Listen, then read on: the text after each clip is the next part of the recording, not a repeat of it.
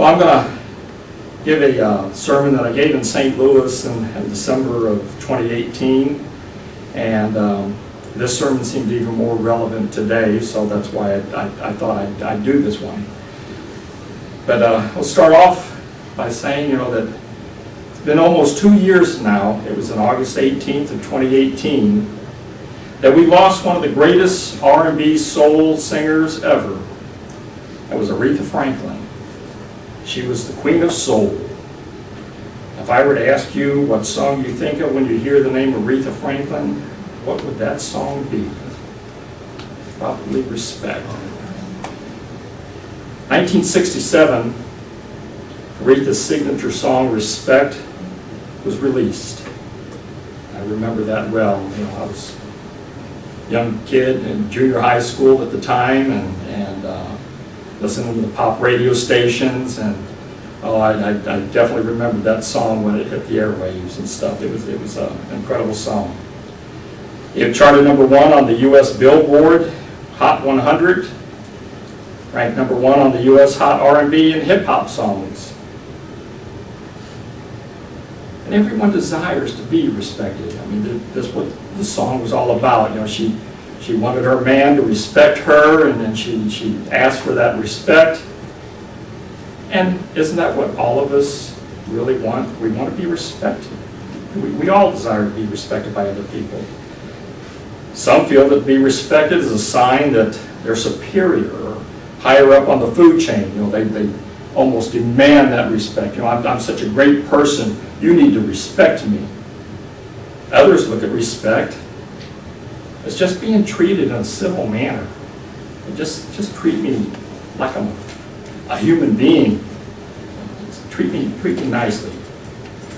And if we want to be treated with respect, what must we do to get that respect? And that's what I want to talk about this morning. We're going to look at the subject of respect.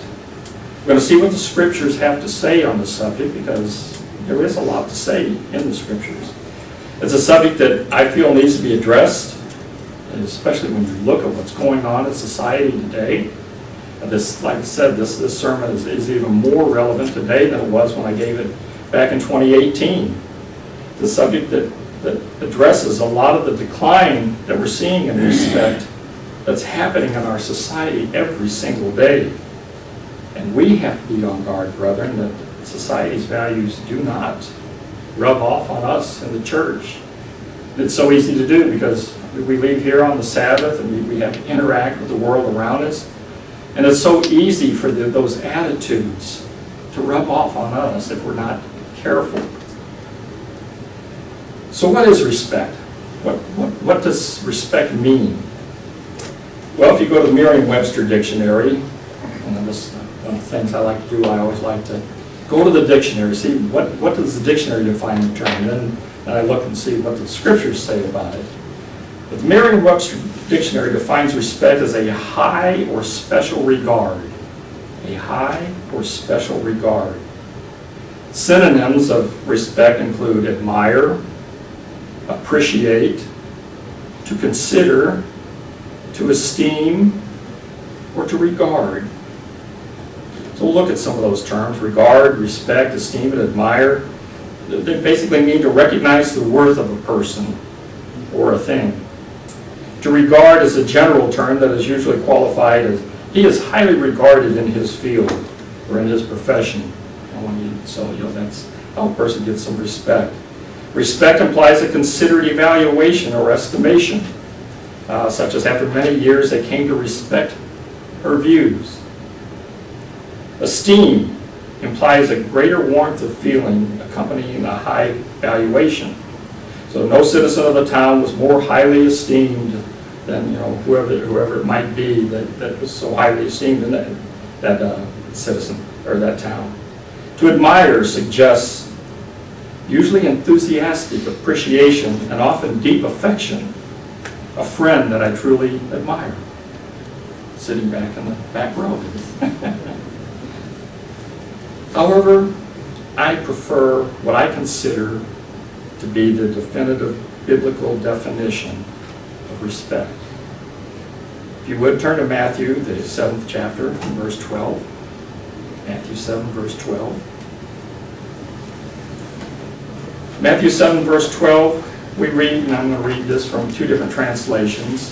First, I'm going to read from the New King James Version.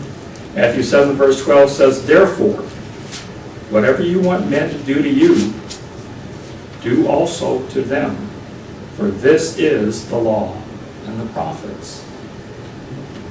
The New Living Translation, I like the way it puts it. It says, "Do to others whatever you would like them to do to you." You know, that was the question I asked at the front. What do we have to do if we want respect from other people? Well, this is it. Do to others whatever you would like them to do to you. And it goes on to say, this is the essence of all that is taught in the law and the prophets.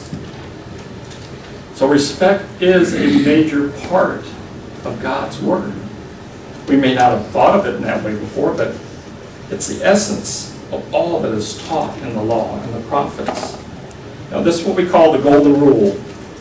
If we wish to be treated with respect by others, then we have to be prepared to treat them with respect first. And one thing I've often noted in that there were no exceptions there. It didn't say, do this all that, except on these occasions. There's occasions you don't have to do it. It doesn't give us any outs. Regardless of the way other people treat us, we have to treat other people the way that we would want to be treated. Oftentimes what we see today is a lack of respect, as I mentioned earlier. Our culture today seems to be based on a foundation of disrespect. There is no respect for authority or anything in this society today. It's becoming such a society of anarchy. Nobody respecting anyone else. I want to read a couple of quotes that were given by people. This first one, it says, "What is happening to our young people? They disrespect their elders. They disobey their parents. They ignore the law. They riot in the streets inflamed with wild notions. Their morals are decaying. What is to become of them?" Next quote is, "The young people of today think of nothing but themselves. They have no reverence for parents or old age. They are impatient of all restraint. They talk as if they alone knew everything, and what passes for wisdom with us is foolishness with them. As for girls, they were forward, modest, and unwomanly in speech, behavior, and dress."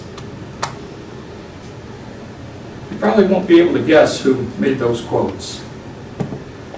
What may surprise you is that these quotes were made from Plato, and the second one was from Socrates. Even then, what the scriptures tell us, there's nothing new under the sun. Even at that time, Plato and Socrates were complaining about the lack of respect that was going on. What would they think if they were alive now and saw what was going on in society? They'd probably say, yeah, that's the way it was back home too. But it just amazes me that you can look back in history and see that it's not really anything new, but it just seems to be getting worse. But another quote that I'd like to give. Another one that wrote about the times that we would see today. This is from Paul. If you turn with me to 2 Timothy 3, verses 1 through 5. 2 Timothy 3, verses 1 through 5. Paul writes here, talking about these days, the end times. Paul says, "But know this, that in the last days perilous times will come." He didn't say may come, he said they will come.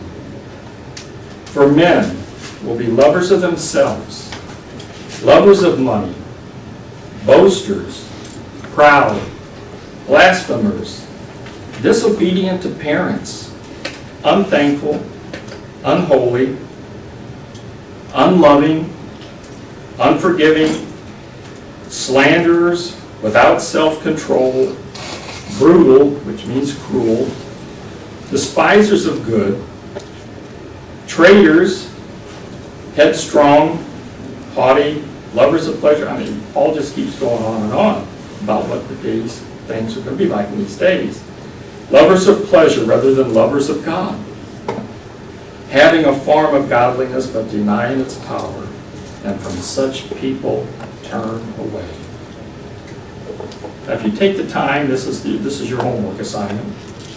Take the time to study each of those descriptions of what mankind will be like in the end times, and you will find a direct connection with each of those to disrespect.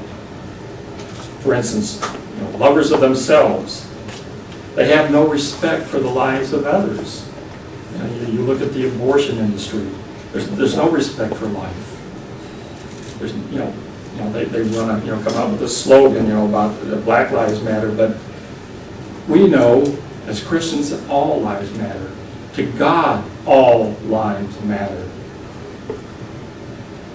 And there shouldn't be any distinction for any particular human being. And that goes for the unborn. As I said, the abortion industry kills countless people and babies every single day. Lovers of themselves rather than with no respect for the lives of others. Lovers of money. No respect for God or others as lovers of money. They cheat, they commit fraud, set up casinos and just want to take people's money with people hoping for that big payoff that they may never get. This is what's going on. I'd like to read a short article that's in the Good News, or the Good News, Beyond Today, I think, the magazine. Bring that up here real quick.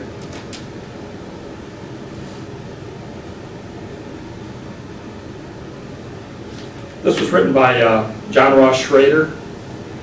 This is in the 2004 Beyond Today. And it was titled, The Disturbing Decline in Respect for Biblical Values. It's only a quick 2-minute read, and I'll just read through it real quickly here. But he writes in this article, have you recently experienced a driver carelessly cutting in front of you? Oh yeah. And I have to watch my temper when that happens. Or walk past a group of youths who hurled abuse at you without provocation. We're seeing a lot of that today. This was written in 2004. What about people pushing in line? Today we see a serious and growing erosion of traditional biblical values, such as respect for the rights and dignity of others. For example, newspaper columnist Melanie Phillips has lamented the waning of the quality of respect in the British Isles. She wrote, "You can see examples everywhere in the myriad incivilities of everyday life.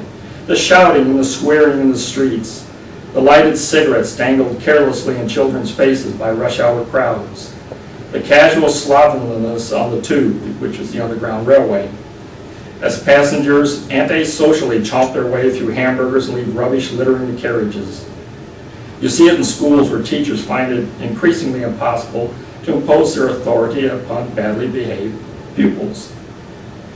British Home Secretary David Plunkett blamed parents who failed to accept responsibility for instilling values of respect in their families and a breakdown of neighborliness in villages, towns, and cities. Relationships in the West are becoming increasingly fragile. Our countries are full of broken marriages, lonely people, single mothers, confused and uncared for children, accompanied by a marked decline in courtesy, civility, and just plain good manners. Even driving courtesy has suffered in recent years, and road rage is becoming all too common. One of the fundamental reasons for this general decline in traditional values is the pervasive ignorance of biblical standards. We need to emphasize the restoration of respect for the God who created human beings and for the laws He established for our good. Needed is a change of heart, and that's the only answer to society's solution or problems. We need a change of heart. It's a heart problem. It isn't a money problem that not enough people are getting the amount of money they need. It's a heart problem. Turning in an altogether different direction, one of love and respect for others by obedience to God's basic spiritual law, the Ten Commandments. As God said of ancient Israel, oh, that they had such a heart in them that they would fear me and keep all my commandments always, that it may be well with them and with their sons forever. They said that was written back in 2004, and it has so much relevance to today. As I said, we've seen this loss of respect. I knew as a child, as I grew up having to learn respect for others. And it was instilled in me as a child. Teachers were called by their last names, Mr. and Mrs. or Miss, whoever the teacher might be, using those proper titles. You addressed other adults in a similar fashion. If you disobeyed in school, not only did you face the prospect of discipline in school, but you also faced the prospect of facing it again when you got home. You had to take that note home and give it to your parents about what you did at school. Unfortunately today, the parents get upset with, how dare you discipline my child? And, it's gone to this opposite extremes. Civility was what was expected, though.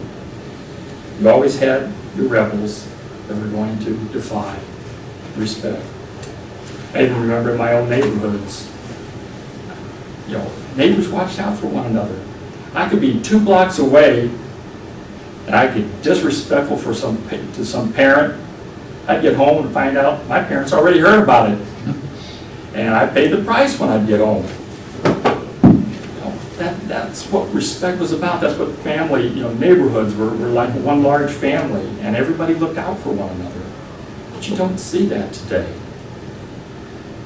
Is it too late for society to turn things around?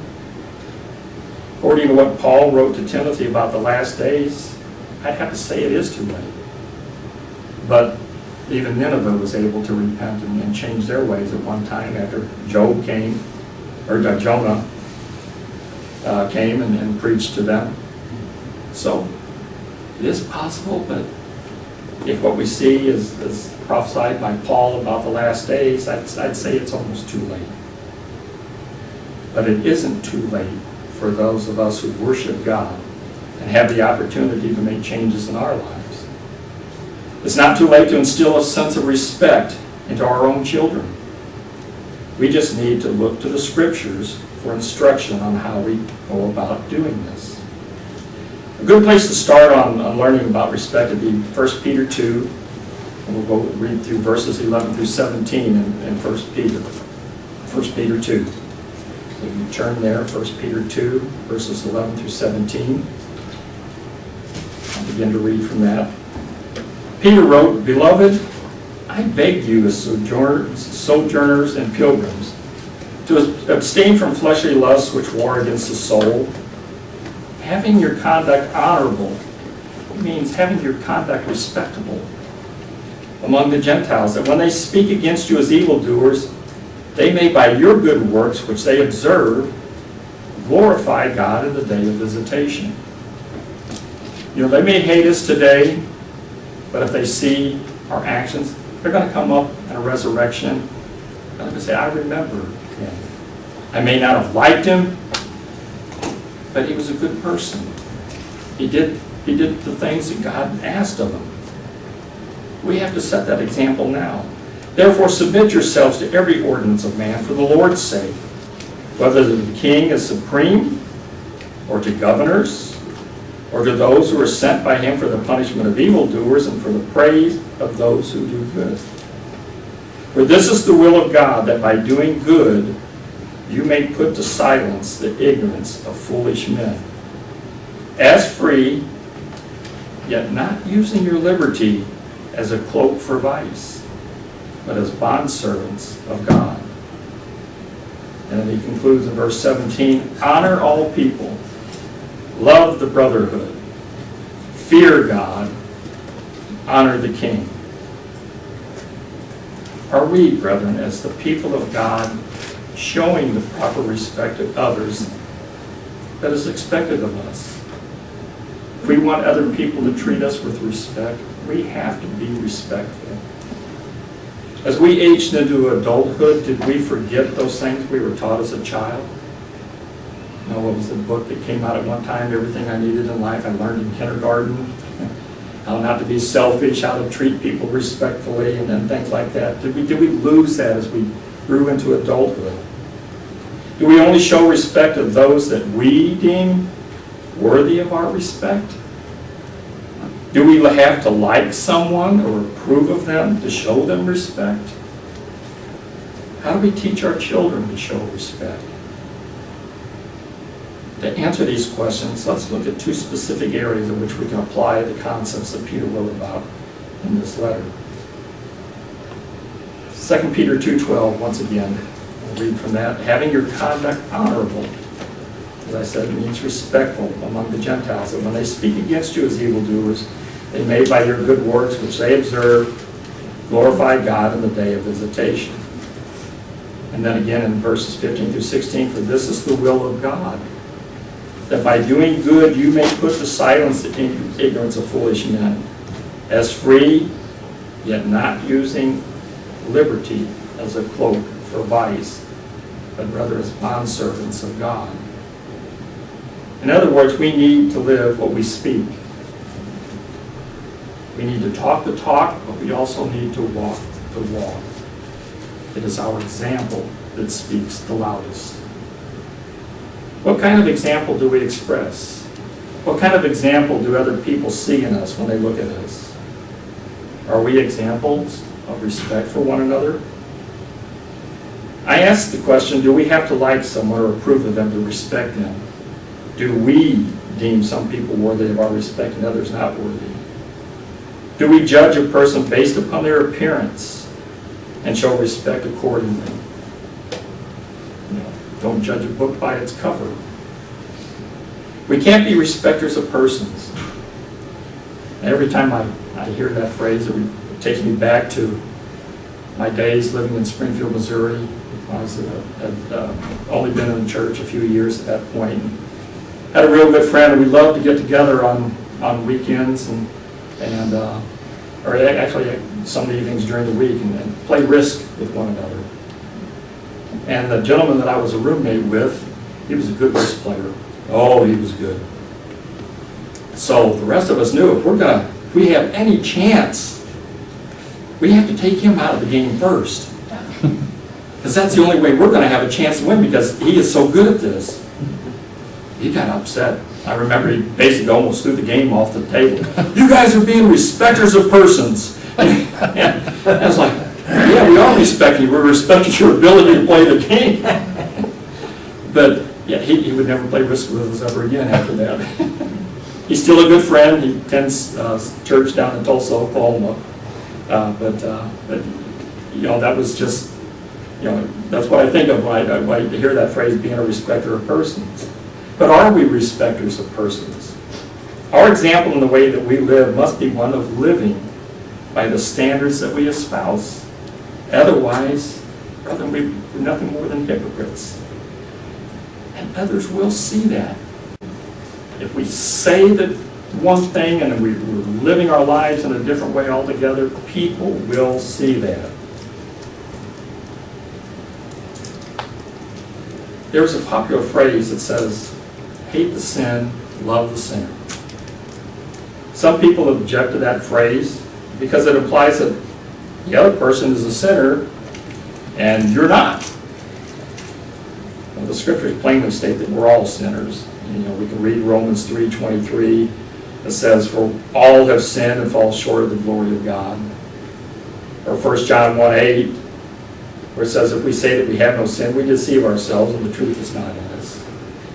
So we use that phrase, hate sin but love the sinner. We're not implying that we are without sin ourselves. What I see that phrase saying is that even if a person is an unrepentant sinner, we should still love that person and show them respect, even though we disapprove and hate the sin which they are committing.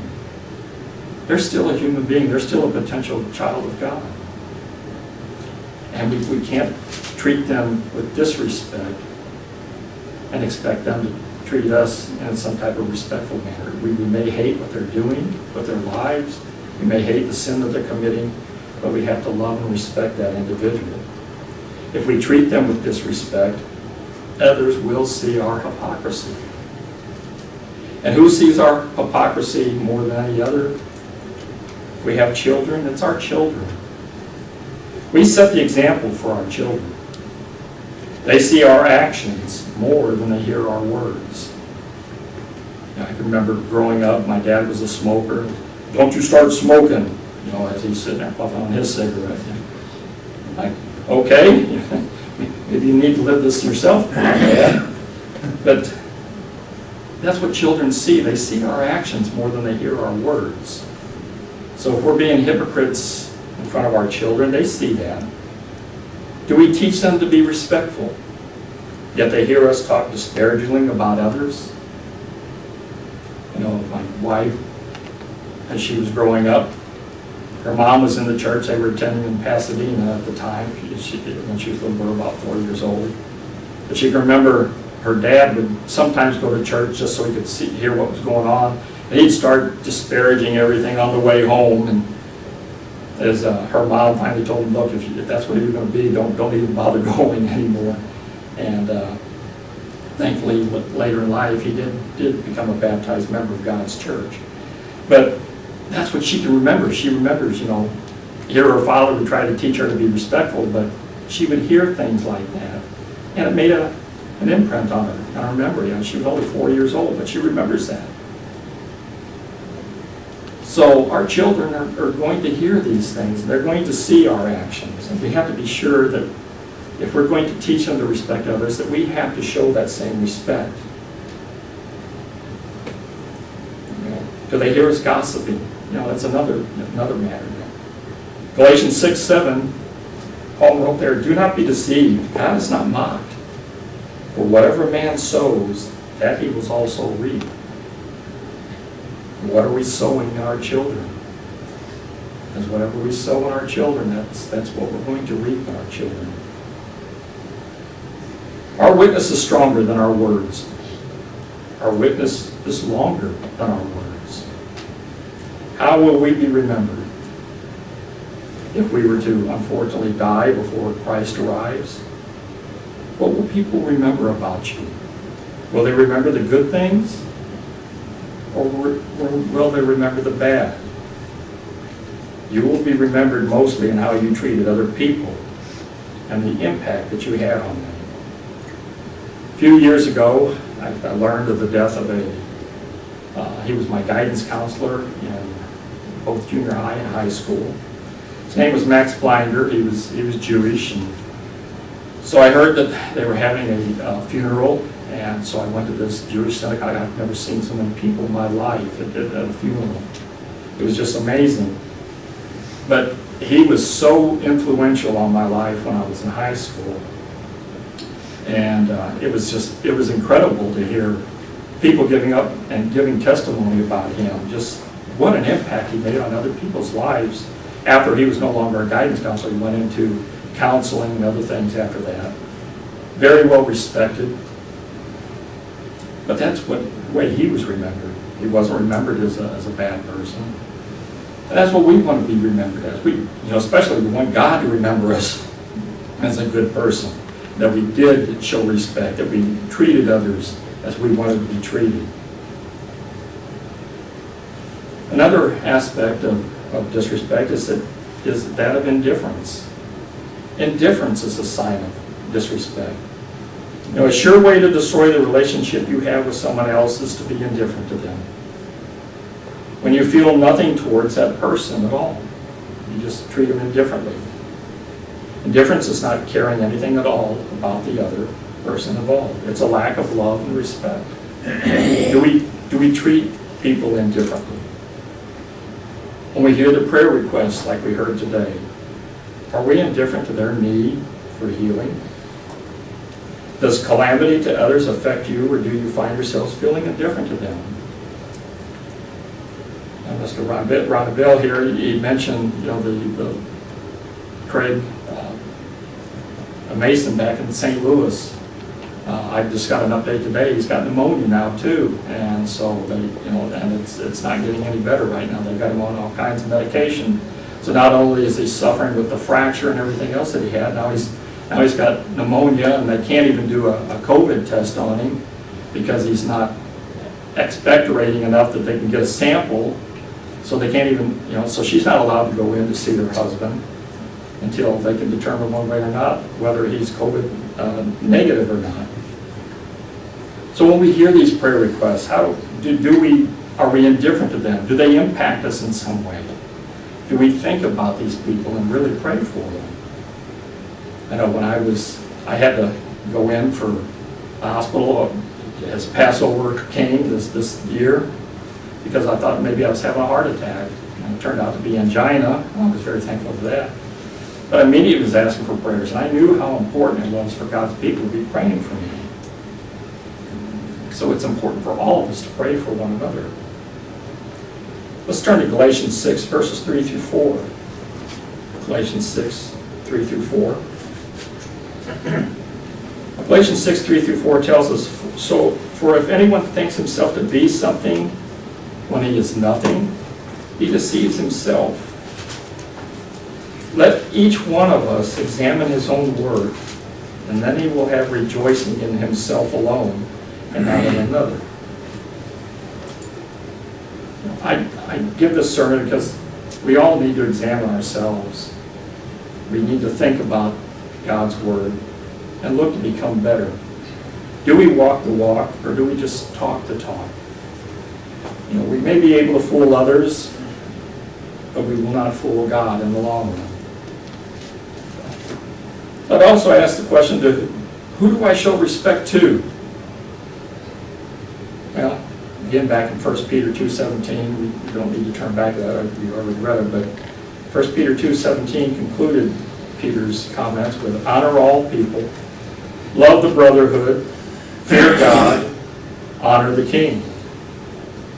Peter doesn't leave anyone out in that equation as to who we should show respect to. He didn't make any exceptions. I mentioned earlier, there's no, well, if this person acts like this, then I don't have to show them any respect. There is no exceptions. And Peter basically says, honor all people.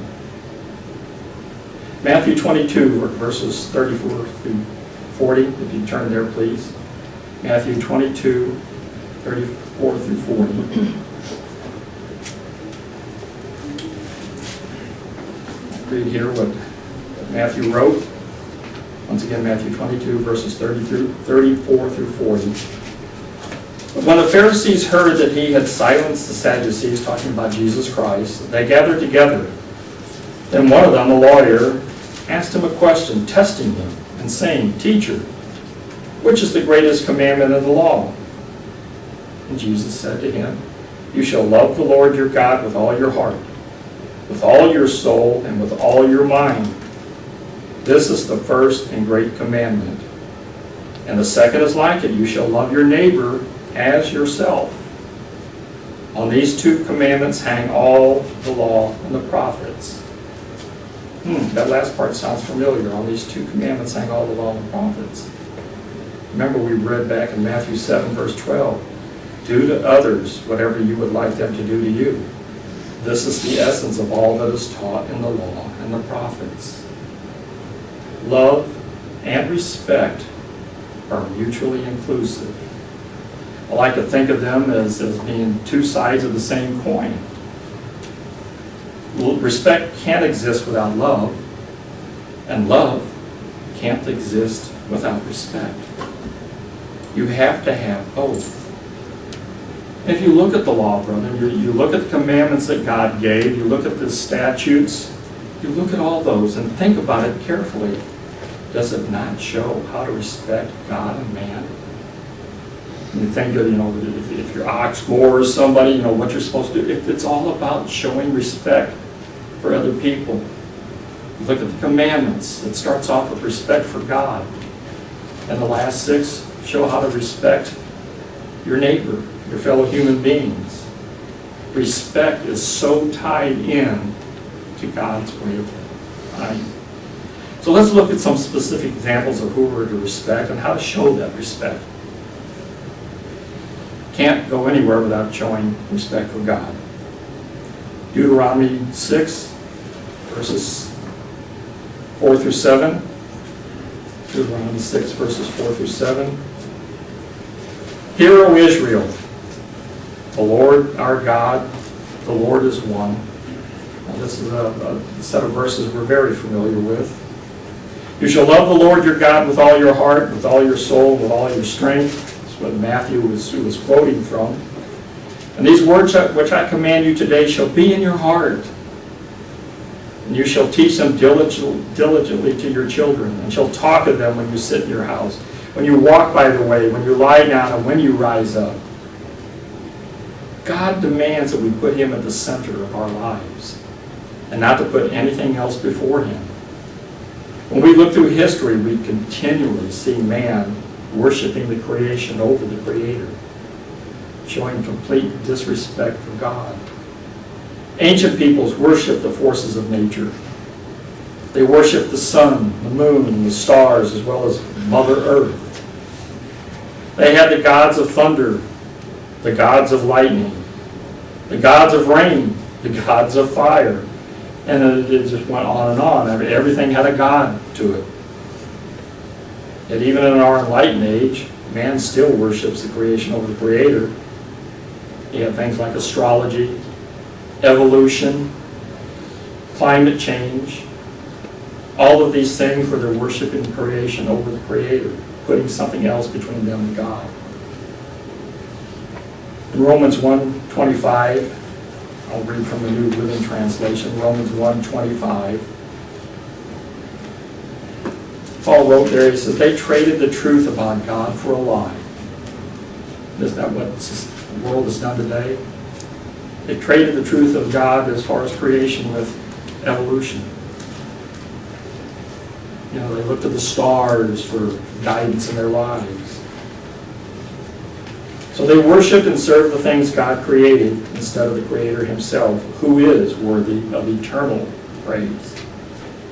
This is the first commandment's powerful message, brother. We are to worship and serve our Creator, the miracle-working God who led ancient Israel out of Egyptian bondage, and to credit our existence and our blessings to no other source than God Himself. We are to love, respect, and honor Him, to have a genuine personal relationship with Him. And that was written in our booklet on the Ten Commandments.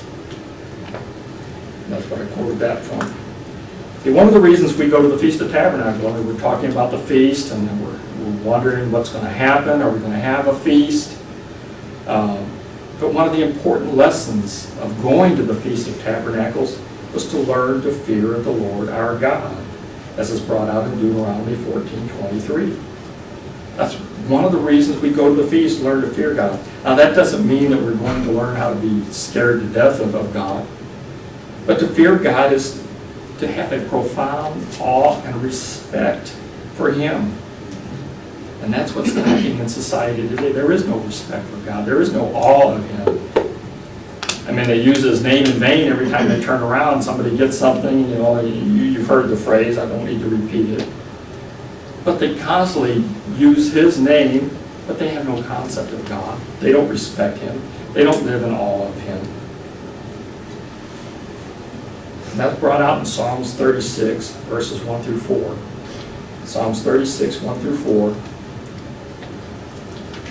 And I believe it was David that wrote this one, but it says, an oracle within my heart concerning the transgression of the wicked. There is no fear of God before His eyes. Again, Psalms 36, verses 1 through 4. For he flatters himself in his own eyes, when he finds out his iniquity and when he hates. The words of his mouth are wickedness and deceit. He has ceased to be wise and to do good. He devises wickedness on his bed. He sets himself in a way that is not good. He does not abhor evil. Again, that's a description of society as we see today. The end times that Paul was talking about. And again, a quote from the Ten Commandments booklet, we should love, honor, and respect Him, talking about God, so much that He alone is the supreme authority and model in our lives. We should allow nothing to come before Him and to prevent us from serving and obeying Him. So we have to have that respect, that fear of God. The Scriptures talk about it constantly. Another that we need to show respect for is our parents. Leviticus 19, verse 3. Leviticus 19, verse 3 tells us, "Every one of you shall revere his mother and his father, and keep my Sabbaths. I am the Lord your God." Now, both parts of that verse are from the Ten Commandments. They're the only commandments that are not of the positive shape, as it's called, meaning that they do not begin with the phrase, "thou shalt not." These are positive commandments. Love, revere, love your mother, and honor your mother and your father, and keep the Sabbath, to remember the Sabbath day.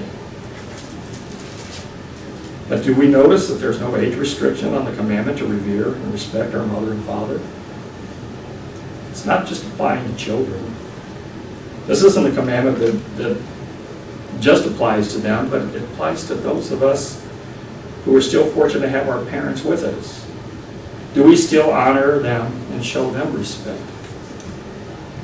And my mother, I lost my father when I was in college, but my mother's still alive. She's in her 80s now, and she's always reminding me of this quote. She's always throwing this quote at me. "A son is a son until he takes a wife, but a daughter is a daughter all of her life."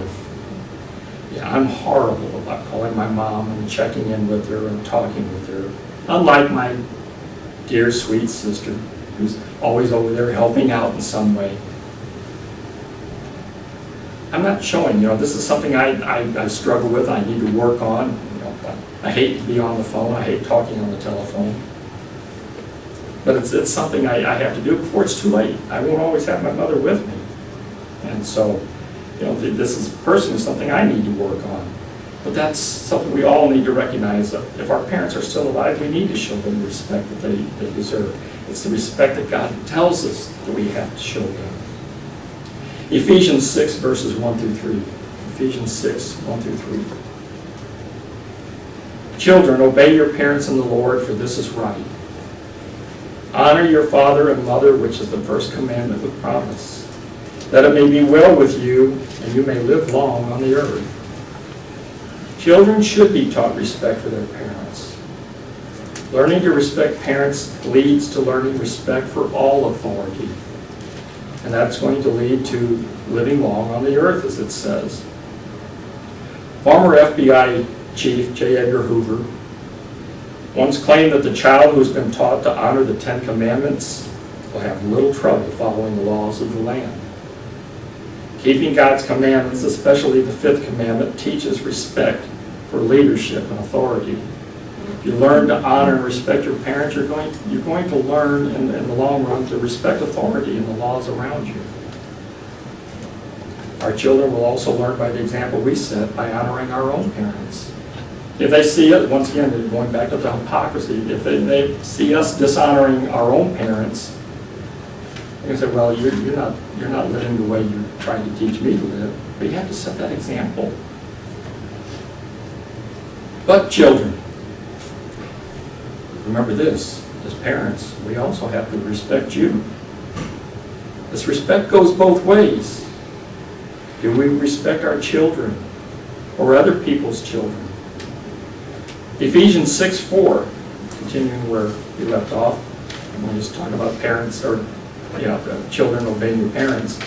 He continues in Ephesians 6, verse 4 here, it says, "And you, fathers, do not provoke your children to wrath, but bring them up in the training and admonition of the Lord." See, we can demand respect from our children, but do we show them respect as well?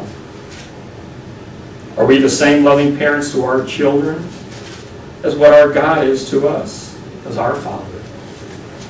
We see the kind of love that our Father in heaven expresses to us. Do we turn around and give that same respect to our children? Or do we provoke our children to wrath? How do we treat our children in general? Matthew 18, verses 2 through 6. Matthew 18, 2 through 6. We read the words of Jesus here. It says, "Then Jesus called a little child to him, set him in the midst of them, and said, Assuredly I say to you, unless you're converted and become as little children, you will by no means enter the kingdom of heaven. Therefore, whoever humbles himself as this little child is the greatest in the kingdom of heaven. Whoever receives one little child like this in my name receives me. In other words, do unto others as you would have them do unto you.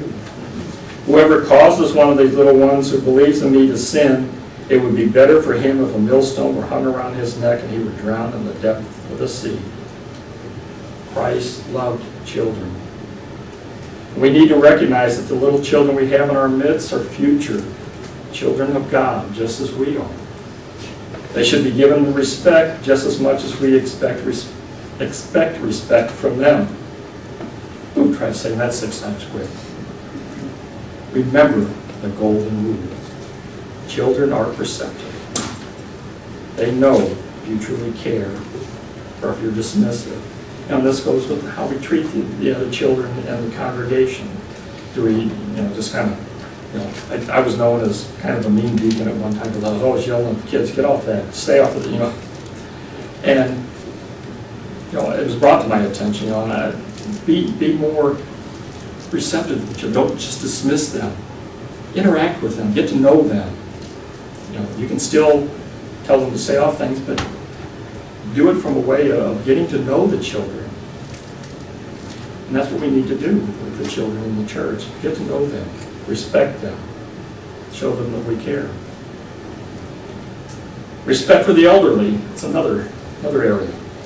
Leviticus 19:32 tells us, you shall rise before the gray-headed and the bald-headed, and honor the presence of an old man, and fear your God.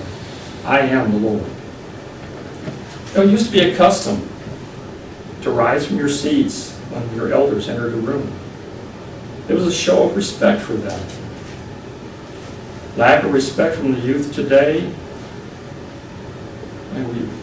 I don't know how many saw the video on the news where the lady was walking down the street and this thug was walking by and just punched her and knocked her into the ground, and she hit her head on a fire hydrant. There's just no respect. I used to ride our light rail system in St. Louis to go to work in downtown St. Louis. And you'd see young people, they wouldn't give up their seats for the elderly. I paid for my ticket, I'm sitting right here, you can stand. There's no respect. There are ways that we can show respect for our elders. Dress them properly. Shake their hands. Maybe not so much anymore with the mandates that are out there. Bump elbows with them or whatever we have to do, but show that respect. Speak clearly and without slang. Sometimes young people use terms that I'm like, what are you talking about? I don't understand that word or that slang. Make eye contact and smile. Offer assistance if it's needed. Give your time and attention. I always loved it back in St. Louis. We got this older gentleman. He's a really good friend of mine. I kind of look out for him. And we'd get to services ahead of, he'd always be at services before me, but I'd come in, he'd be sitting at the cookie table, sitting there eating a snack, and there was this young lady that always sitting there opposite from him, always talking with him. And he couldn't understand half of what people were saying because he has hearing aids and lost hearing in one ear.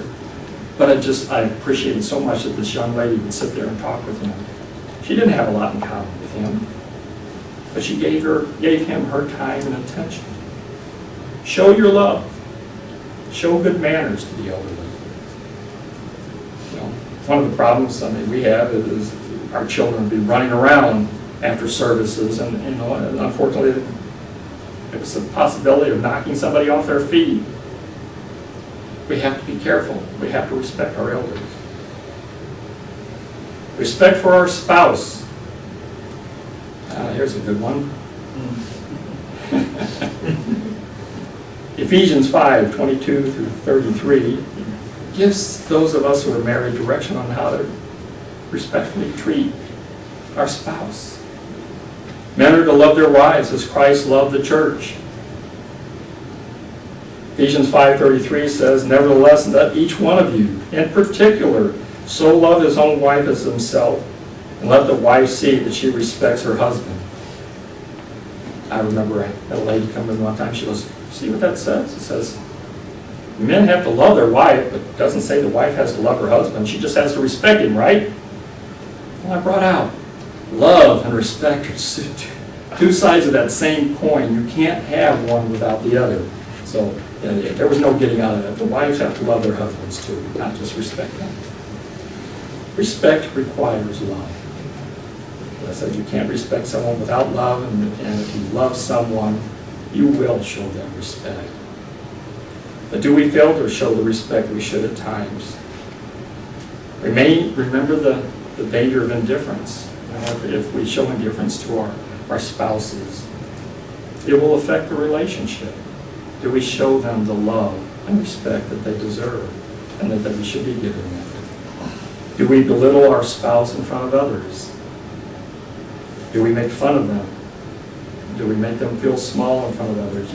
We may not think that's what we're doing, but I had my wife point that out to me one time. I said something, and when we got home, she let me know that it made her feel little in the eyes of others, and I had to profoundly apologize for that. We don't want to cause friction in our marriages. We have to respect one another, to love one another. What about respect for authority? That seems to be a major problem today. Respect for authority. Titus 3, verses 1 through 2. Titus 3, verses 1 through 2. See here it says, remind them to be subject to rulers and authorities, to obey, to be ready for every good work, to speak evil of no one, to be peaceable, gentle, showing all humility to all men. Boy, do I struggle with that one. Especially the part about speaking evil of no one.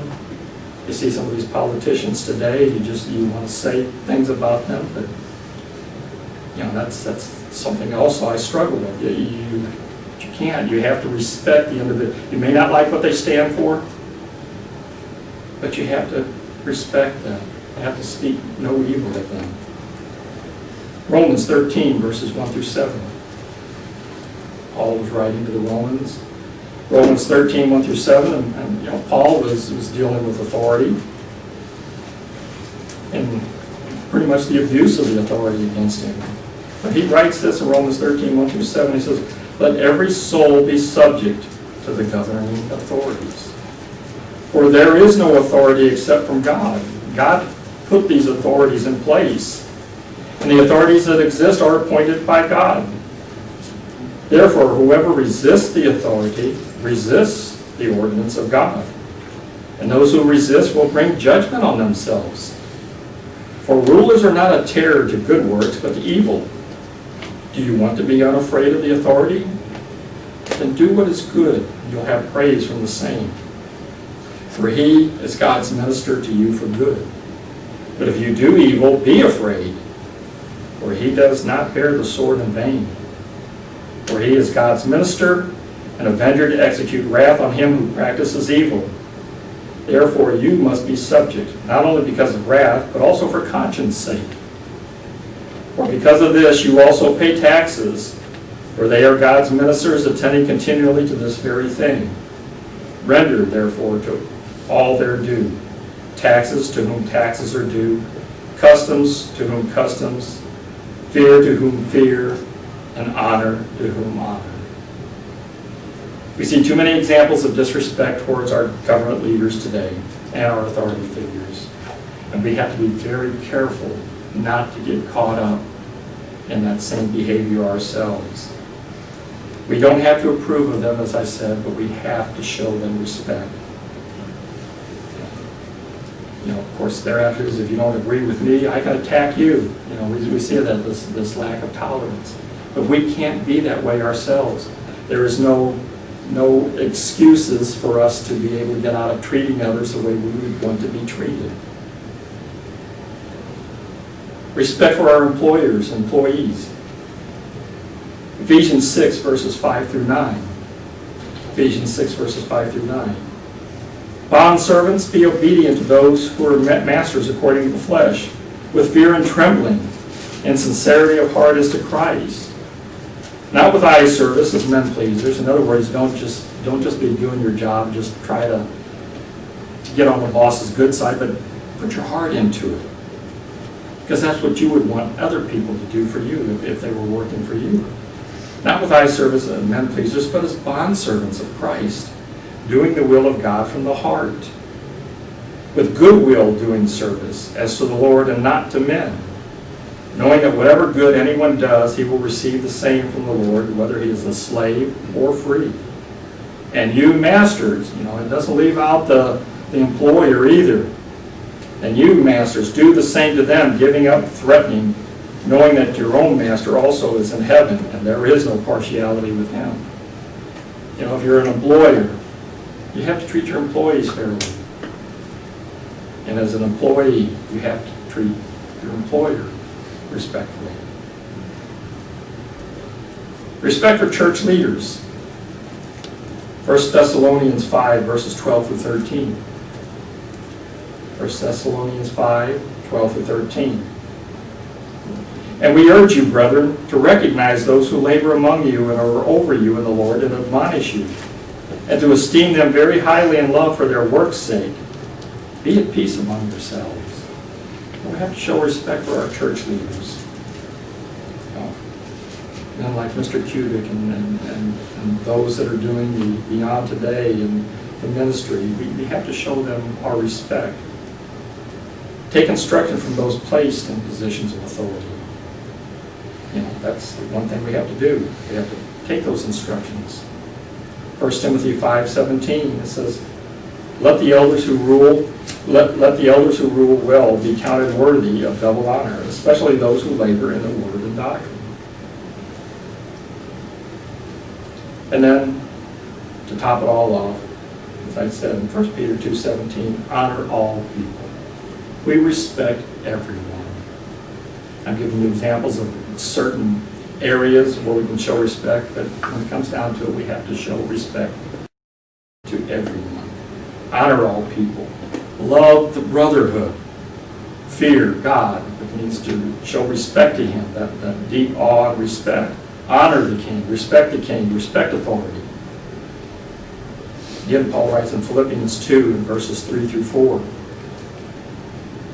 Philippians 2 verses 3 through 4. Let nothing be done through selfish ambition or conceit, but in lowliness of mind let each esteem others better than himself.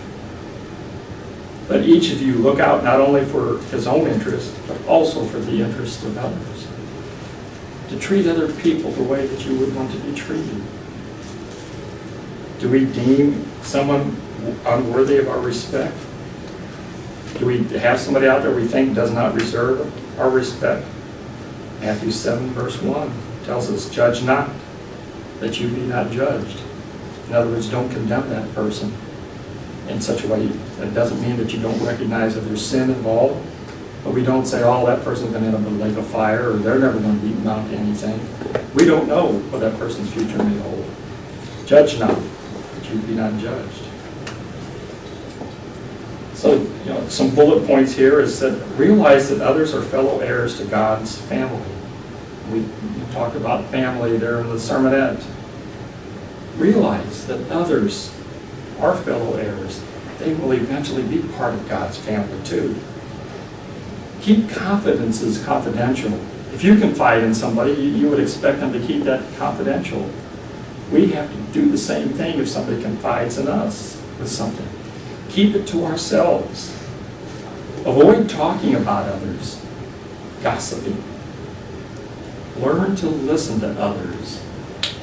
Sometimes a person finds himself trying to think of the words they already want, they're already ready to speak after the other person's finished speaking. But are we taking the time to listen? If I'm speaking, I would appreciate somebody actually listen to what I'm trying to say. But do we give that same courtesy when others are talking? Do we listen to them? Don't ask someone to do something that you wouldn't do yourself. That can be a difficult one at times. That's not a job I want to do, but hey, we should take care of that. We always have to be willing to do a job if we're going to ask somebody else to do that. We need to learn to love people. That's what we're supposed to be growing in God's Spirit. Develop a sincere warmth to make people want to come to us. Are we warm? Are we loving? Do people see that when they come into our congregations? Does it make them want to feel like they belong there? And don't think so highly of ourselves that we're easily offended. We shouldn't allow ourselves to become easily offended by things. It usually happens if we think a little bit too highly of ourselves. As a conclusion, brethren, examining ourselves is not something that's limited to just the period right before Passover. We concentrate a lot on that. But examining ourselves is something we need to be doing every single day of the year, not just that short period of time before the Passover arrives. Now, especially in the way things are in this world today, now is the time to begin examining ourselves to see where we can improve and ask God for His help. Ask God to help us in the area of respect if we think we're lacking. If lack of respect has reached epidemic levels in society today. And we don't want that to rub off on our attitudes. We can't let it infect us like the virus. Respect all people. Love your fellow Christians. Respect God above all else.